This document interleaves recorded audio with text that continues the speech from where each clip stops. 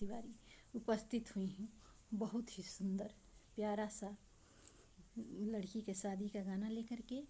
जब लड़की मंडप में आती है उसी समय का गाना है, तो आप लोग गाना पूरा सुनिएगा और मेरे चैनल को सब्सक्राइब ज़रूर कर लीजिएगा।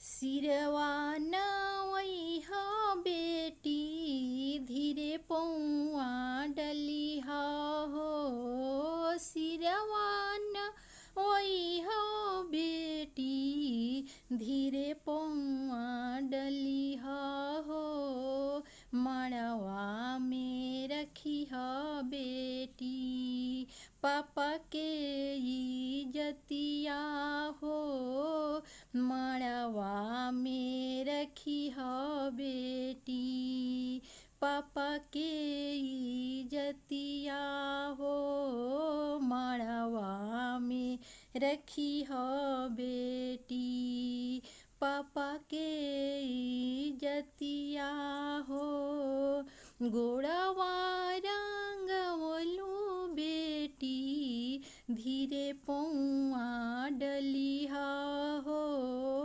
पौआ रंगवलू बेटी धीरे पौआ डली हो, मड़वा में रखी हो बेटी चाचा के इज्जतिया हो, मड़वा में रखी है बेटी चाचा के इज्जतिया हो, सिरवा नवई हो बेटी धीरे पौआ डली हो, सिरवा नवई हो बेटी धीरे पौआ डली हो, मड़वा में रखी है बेटी पापा के इज्जतिया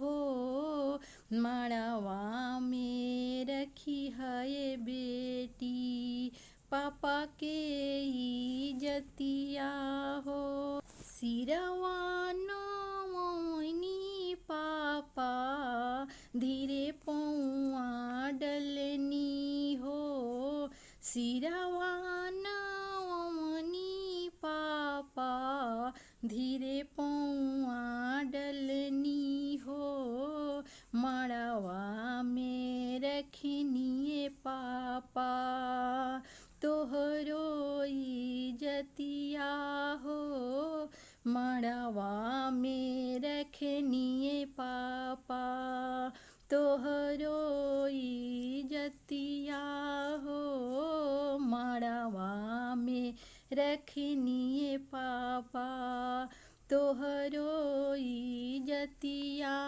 हो, गोड़वा रंगौनी चाचा धीरे पौआ डलनी हो, गोड़वा रंगौनी पापा धीरे पौआ डलनी हो, मड़वा में रखनी चाचा तोहरी इज्जतिया हो, मड़वा में रखनी पापा तोहरो इज्जतिया हो, मड़वा में रखनी पापा तोहरो इज्जतिया हो।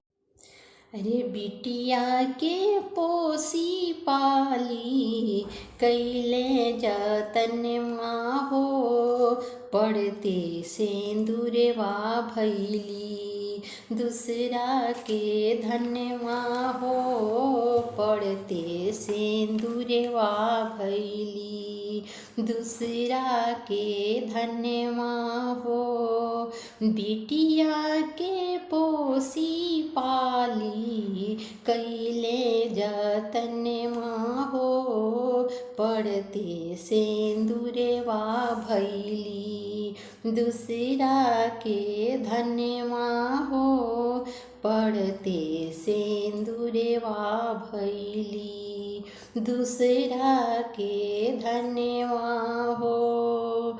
नैहर से डोली जाले पिया के नगरिया हो। नैहर से डोली जाले पिया के नगरिया हो। इहे बाटे विधि के विधान हो।